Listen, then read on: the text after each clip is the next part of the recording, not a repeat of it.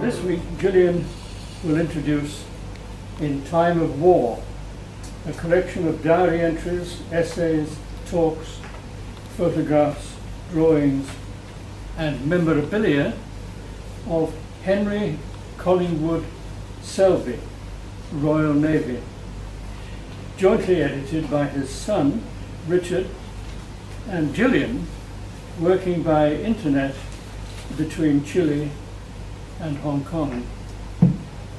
We heard first the story that forms the basis of that book, this book, when we were attending an English-speaking union, this book, an English-speaking union annual conference, which was held in Edinburgh. So we met Mr. Selby, Richard Collingwood Selby, in Edinburgh at that conference. However, I leave it to Gillian to explain in more detail in her introduction to the book. Thank you very much, Tony. Yes, so we were at a conference in Edinburgh, and for the final dinner, the placing was done by the organisers, and this gentleman was on my left, and the conversation was difficult because he doesn't hear very well, and his hearing aid wasn't working. So it was rather a one-way conversation. But he did grasp that we were from Hong Kong.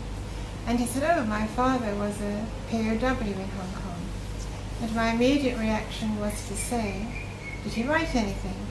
And he said, no, I'm sure he didn't write anything. No, definitely not. But I said, well, when you get back home, do have a look. Just check, because he may well have written something. Well, I don't think I'll find anything. But then he, at some point, contacted a cousin who had a trunk of his father's things, and it was full of papers.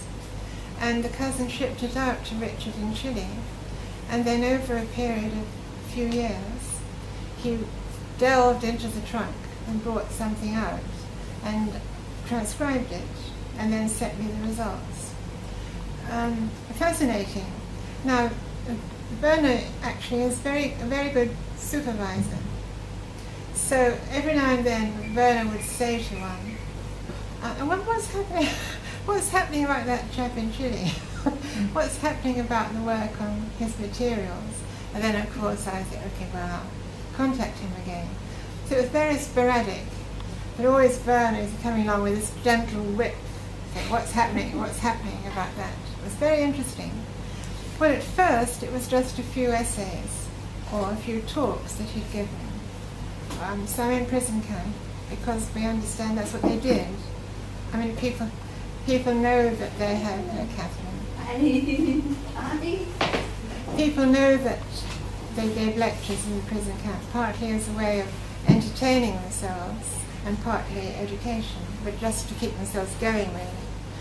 So he gave talks, and we have the transcripts of the talks. He also gave a talk when back in England about his experiences in Hong Kong. So that was there. But then he found diaries, and his father, it seems, kept a diary throughout his life. Now, I don't know what age he began doing that, whether it was as a child or an adolescent or when he first started working. But there was a diary. There's years and years and years of diaries. And so Richard decided he would make a transcript of 1 year, and that was the year prior to the fall of Hong Kong. But there was also embedded in talks diary entries from the time when he was a prisoner of war. So within this book, we have that 1 year of Hong Kong prior to the fall of Hong Kong, and then we have quite a lot of material of daily happenings when he was in prison camp. We also have letters, a letter from him to his children, a letter from his wife to him, and a letter from his girlfriend to him. I was quite surprised that the son sent me the letter from the girlfriend for publication. It's a very passionate letter. Because, and I said, are you quite sure? won't anybody mind? And he said he thought nobody was alive who would mind. So we also have, most interesting, there's a letter from the wife after it was known in England that Hong Kong had fallen, when she didn't know whether he was alive or not, and a letter from the girlfriend, I think the same day, knowing that he was alive, but a prisoner. So very interesting indeed. And then apparently Richard knew nothing about this. The son knew nothing whatsoever until he started working with me on these documents. And I did say to him, do you find this interesting? And she said, well, yes, I knew nothing whatsoever about this before. It's a very interesting window into my father's life. And he did remember the girlfriend, that she did marry in England, and I think it was the Isle of Wight they lived on. You live on an island, don't you? Lived on. And they had visited. And it seems that the girlfriend was a daily topic of conversation, as if she was a family friend. Once Henry was back in England living with his wife and children. So that's very, very interesting situation. Now what I'm going to do, I just mentioned some dates, because I don't know about you, but when I arrived in Hong Kong, I knew nothing whatsoever. I didn't know that Hong Kong had been under Japanese occupation. I didn't actually know that Hong Kong was an island. I really didn't. Why was that? Because my first job was in Nigeria, and I read a lot of information about Nigeria before I went there, and none of it was of any use whatsoever. So I thought, well, now I'm going to Hong Kong, I won't bother, just see what it's like when I get there. The head of department met me off the plane, and he and his wife took me for lunch. Then they took me for a drive around the island. They said, well, that's it. I said, you've seen it all now.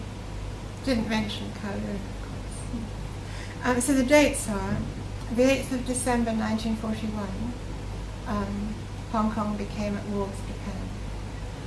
Hong Kong surrendered on Christmas Day 1941, and the Japanese surrendered on the 16th of September 1945.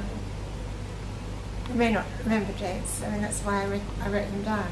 Some people in Hong Kong are so imbued with the history of this particular time in Hong Kong that they would know these dates in their sleep. So I'm not one of those people. But when I was working on it, I knew it.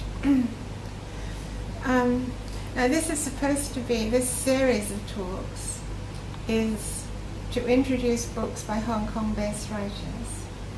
So in this case, there are two Hong Kong-based writers. One is the gentleman whose picture is on the front cover, the person who was the prisoner of war in Hong Kong, and the other one is myself. So his are the original works, and my contribution is as editor, working with his son. I should say that the son was heroic because he was a very busy man, and he transcribed his father's handwriting, so some of it on very thin paper, very faded ink. So it really was a labour for him to do it. And then, because Richard, the son, didn't know Hong Kong, the place names were very difficult, because if the handwriting is bad, but you know about a place, you can guess what the handwriting is saying. But he didn't have that to help him.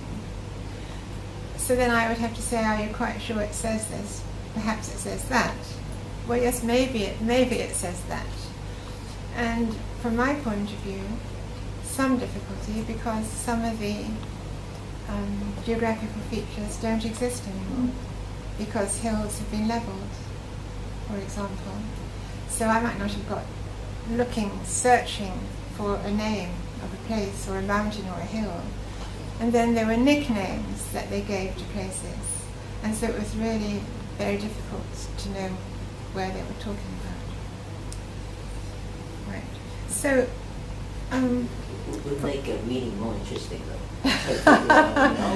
Yes, indeed. Yes, detective story. Absolutely. So the materials here answer curiosity in many different levels. One is what was Hong Kong like before the Second World War. One was, what is it like to be a prisoner of war? What is daily life like in a prison camp? And the other is, what is the life of a married man like, separated from his wife, living in Hong Kong? So those are questions which this book helps us to answer.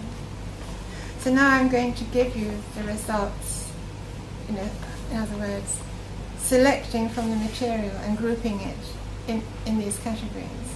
And Werner, very kindly, will read some of the extracts. Okay? And if you do want to ask a question, that's fine. And you can also keep some questions for the end. All right? Thank you. Right. So before I should say that Harry Selby had been in the Royal Navy at the end of the Great War as a very young man. But then after World War I, people were decommissioned. So he wasn't in the Navy anymore, and he was very disappointed. He describes himself as having been axed, that's his word. And so he wanted something that was as close as possible to being in the Royal Navy. He joined the Chinese Maritime Customs Service. You probably know that this service was run mainly by expatriates, working as civil servants, in a sense, for Imperial China. So he was doing that for a number of years. And then when the Second World War was seen to be imminent by the authorities, he got a message asking him to return to duty, active service, in the Royal Navy and to report to Hong Kong. So his first reaction, I don't know whether he was delighted, finally I'm going back to the Royal Navy, or whether, but what is written is concern about his superannuation. It was taking out the money after those years, and the rate of exchange was poor, and it was very little after so many years' service. At any rate, he did as instructed, I suppose, not requested, and turned up in Hong Kong. It seems that he was an efficient and competent and reliable officer. However, he seems to have had a very good time as well. Lots and lots and lots of social activities. He lived at 2 Carnarvon Road, and so a lot of the activities are Kowloon and New Territories based. That's sort of the starting point. So there were launch parties with bathing, cocktail parties, dances, hot dog parties, progressive dinners. You know, you have the soup in one person's flat, the main course in somebody else's, etc. Tennis, teas, tiffins. Plenty of places to go, lots of clubs. The China Fleet Club, the Equine Sports Club, the Hong Kong Club, the Kowloon Cricket Club, the Peak Club, I don't think that exists anymore, the United Services Recreation Club, and the Yacht Club. It's quite a modern ring, in a sense. Then what about the hotels and restaurants? Some of these will be familiar and some won't be. Cafe Wiseman, Chanticleer, Dairy Farm, and Hong Kong Dairy Farm, the Gloucester Hotel, Grips, that seems to be a nickname for the Hong Kong Hotel. On one occasion they went there for Ovaltine, very domestic, to go to a hotel for Ovaltine. Jimmy's and Hong Kong Jimmy's, again the Hong Kong Hotel Roof Garden, the Parisian Grill, referred to as PG, not PG Tips, but Parisian Grill, the Peninsula, and the Repulse Bay Hotel. All these places. Then invitations to the homes of friends, dinners, on one occasion, supper. Again, a rather humble supper, sausage and mash and remnants from a yacht party. And he describes it as very jolly, friendly, natural party. And on one occasion, he gave a dinner party in Tama. Now, about 9 months after he arrived in Hong Kong, he met school teacher and later teacher training college lecturer, Australian, Daisy, or Day, Sage. By the end of December 1941, he'd given her a ring. With her, he had frequent drives into the countryside, picnics and walks. And most likely, it was with her that he attended most social events after they met. They were not only culture, not only eating and drinking over tea and bathing parties, but culture as well. The school's music society's concert at the diocesan boys' school, a classical concert by a lady from Shanghai, theatricals, an amusing show at the China Fleet Club, possibly called Pure and Simple. I wonder what that implies. There was a sketch which he describes as daring. I wonder what that was about. Lots of films, and the cinemas he names are Queen's Theatre, the Alhambra, the Oriental, and the Majestic. I have a list of the films, but I won't read them out, but very interesting films. On one occasion, he went to a Chinese play at the Taiping Theatre. I don't think that exists now. The Taiping Theatre? No. And in his diary he wrote, "Number 2 China actor. Very interesting and amusing. Spitting, vertically and horizontally." Sounds very interesting. Stagehands putting stools or cushions under heads of fallen. So somebody's died on stage and somebody puts a cushion under their head or a stool so the actor isn't too uncomfortable. Good mime of sewing. Fights on and off stage. Children in wings. Translator behind us. Well, that was very convenient, wasn't it? Now, Day Sage, but not Harry, went riding and played mahjong. The two of them went shopping in Wing On and Sincere. They both studied Cantonese. You're very happy to know that. And of course, he wrote his diary. He drew. There's some nice drawings in the book. Wrote letters to his wife, children, brother, mother, friends, and bought presents with all the women in his life and his children. He attended to his finances, paid attention to local events, to news of the war in Europe and the impending war with Japan. He observed people and creatures. He noted the weather and its changes. He was a very observant person. He seems to have loved nature, the landscape, flowers, creatures.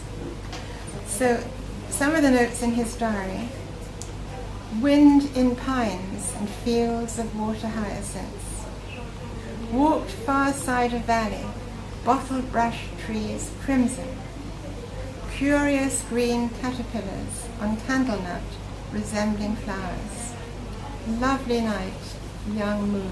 Quite romantic in his attitude to nature. Over time, the films became more related to what was happening. One was called Escape to Glory, another Frontiers We Guard, and Matahari. The Matahari is a beautiful spot.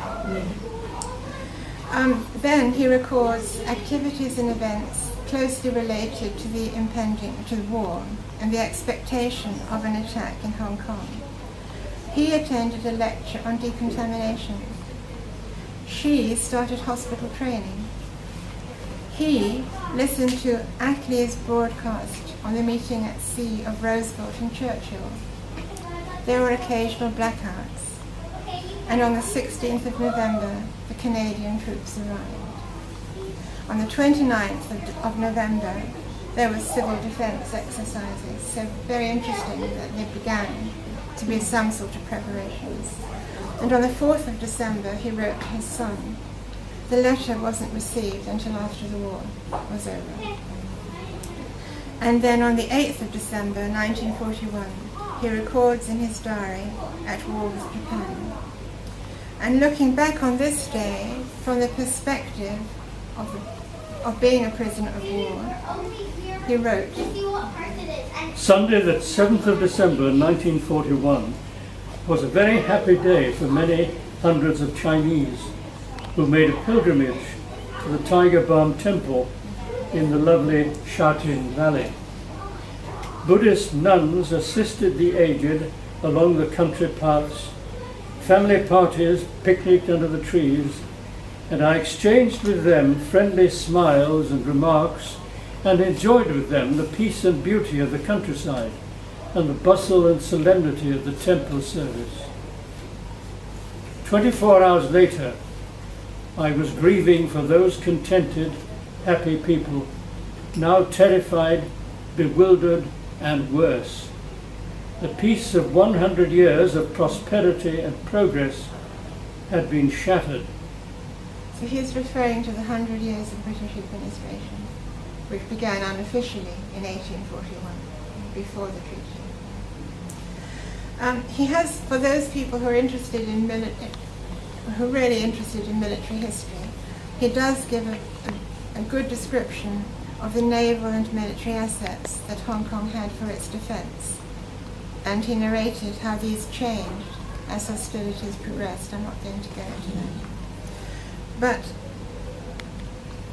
many of the details of what he says about the fall of Hong Kong, the battle for Hong Kong and the fall of Hong Kong, are probably unique in the book. Now, there are many different accounts of the battle for Hong Kong by other people, but everybody's is unique. So this adds to the jigsaw of information that's already known. So we're just going to tell you what happened to him. And in his 1941 diary, he writes, My own little ship was Red Star, and our job had been to lay and tend the controlled mines. These were strings of mines laid across the approaches to Hong Kong harbour. Electrical devices would indicate in a hut ashore when an Admiralty submarine or other vessel was crossing any particular branch of these mines. And on the appropriate button being pressed, up she would go. On dawn, on Monday, 9th of December, I was standing alone by my ship in the Kowloon Naval Yard when I saw a small plane pass over the harbour at a great height. Well, that's a Jap, I thought. The balloon's going up.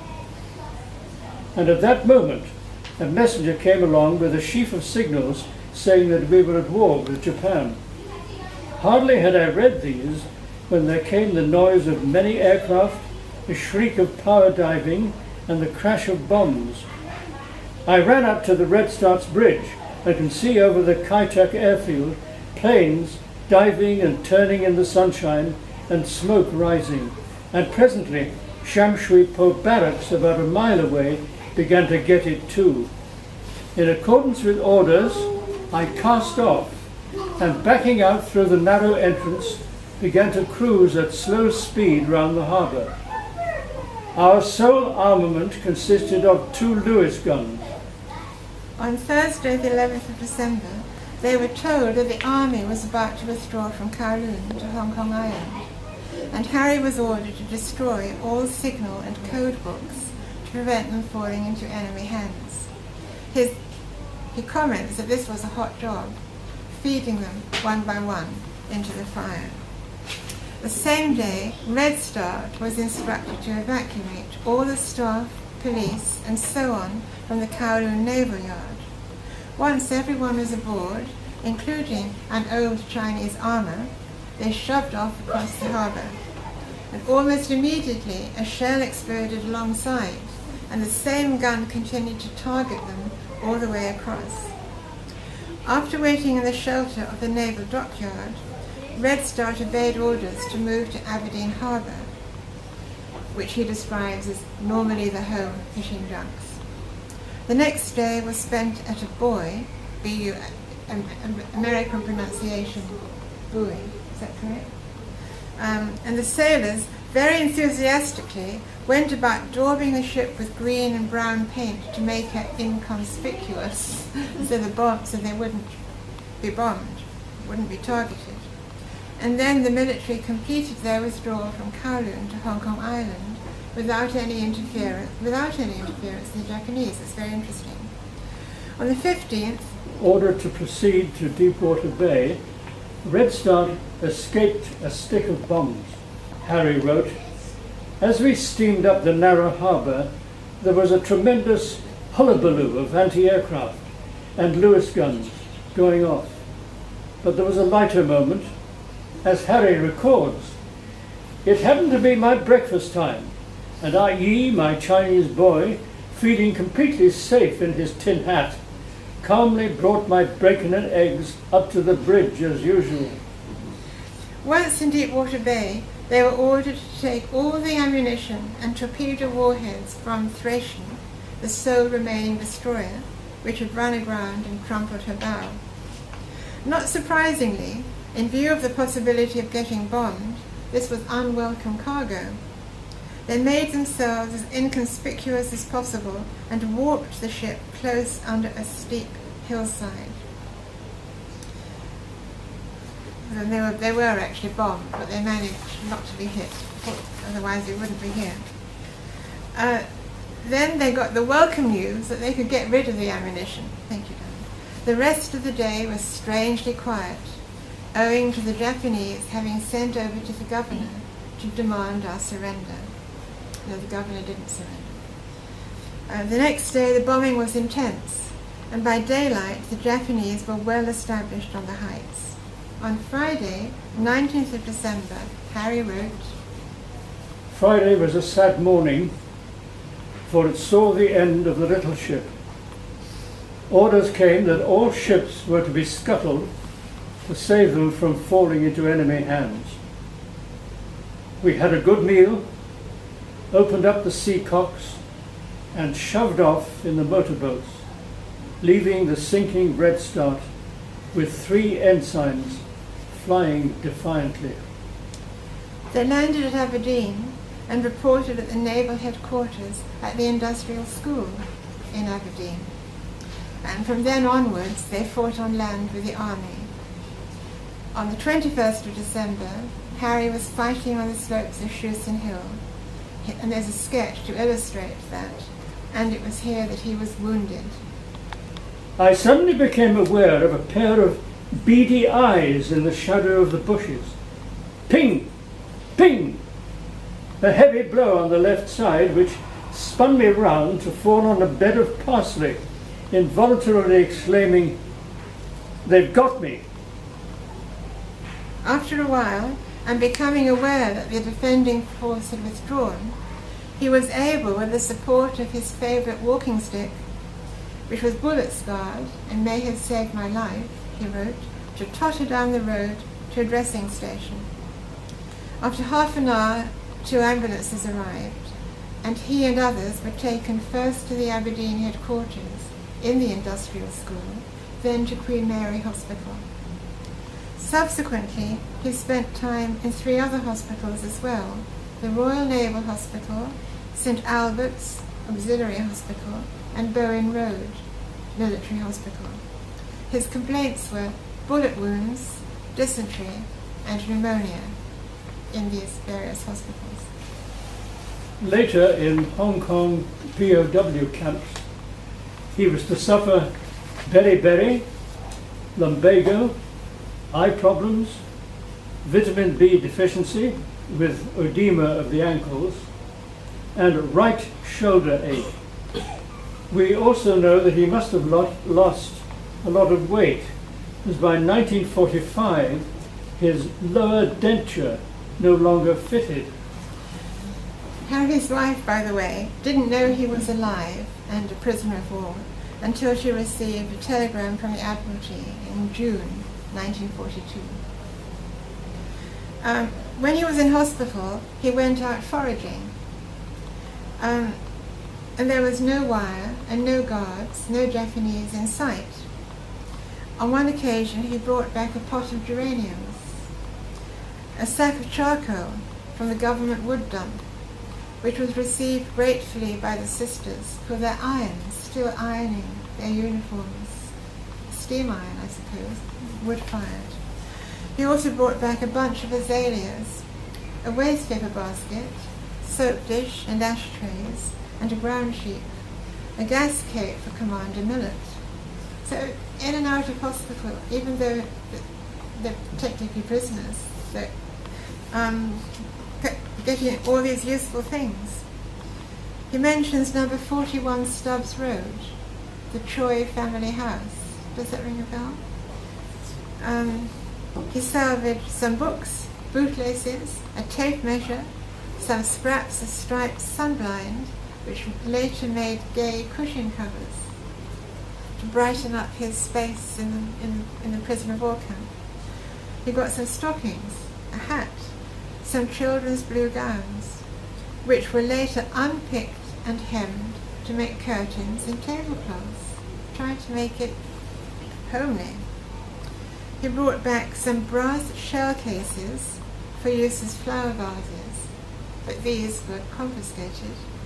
Some cartridge cases, which were made into a set of chessmen. Another time he found a brand new bucket, and later several Cape ground sheets, shaving brushes, and a mosquito net. He bought various things, a pair of army boots for $2, and a pair of Canadian deck shoes for 2 packets of cigarettes. This was in the camp.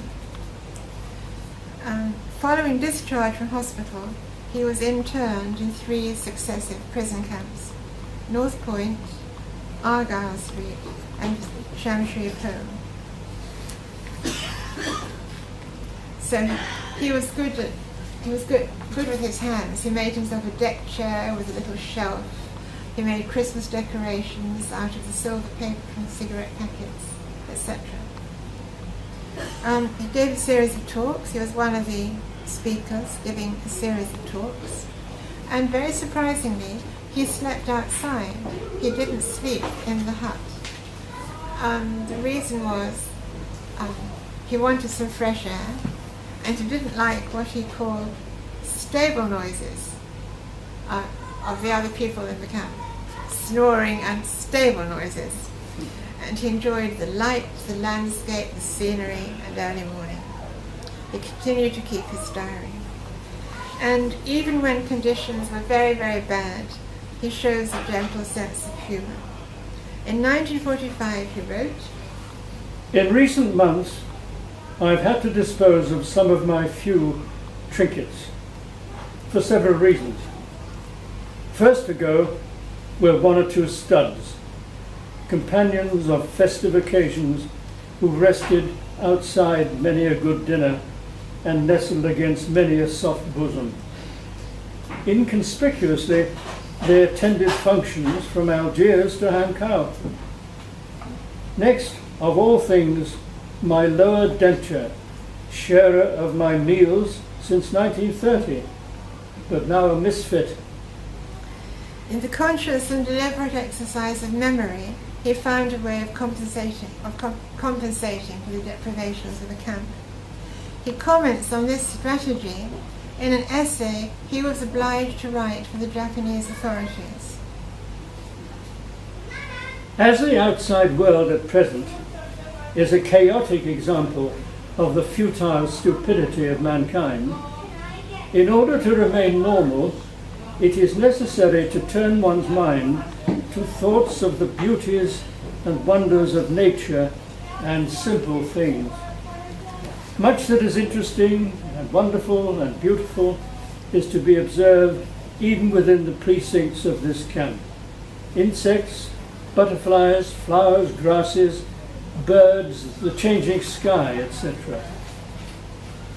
He then mentions the things not physically apparent, but accessible to the inward eye, memories of things he'd previously done and experienced and delighted in, and concludes the essay, with such refuges to fly to, what need to notice the sordid existence of a mere prison camp?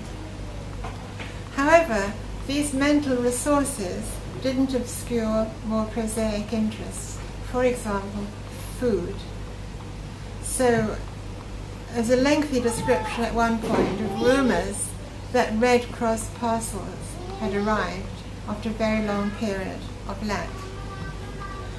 Well, as we know, the Japanese surrendered on the 16th of September 1945.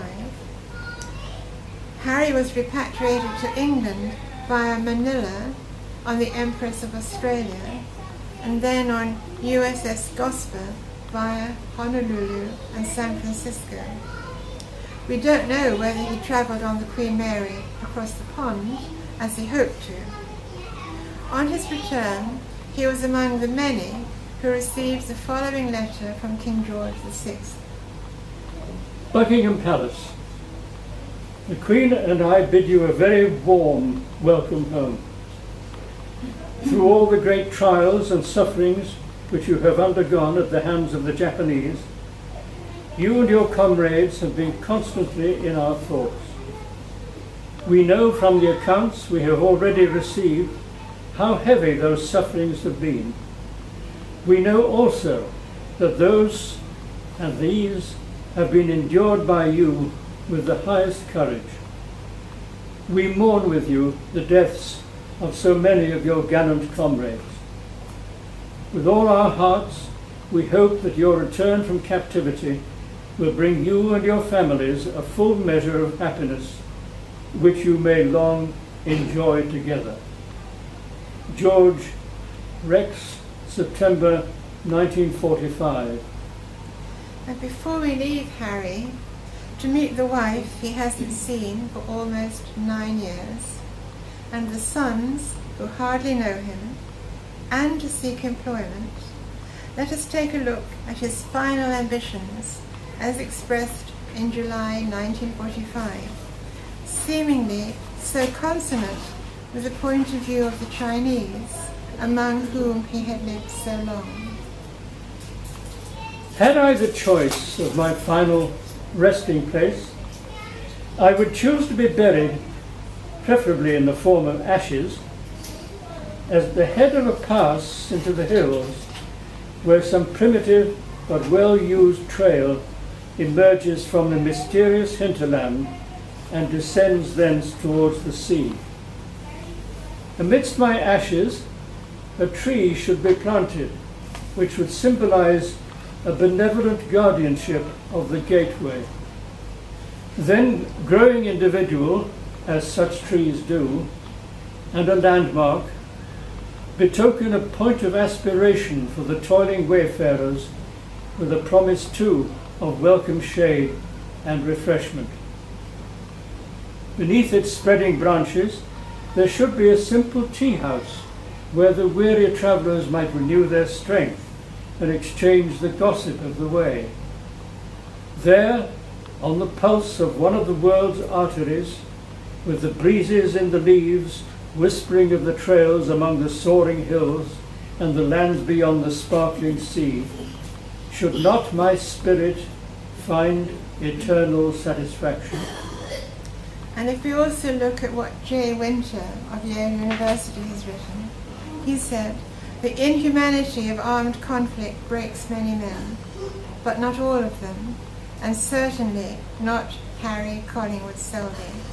This is the tale of service, stamina, and survival, with lessons for us all."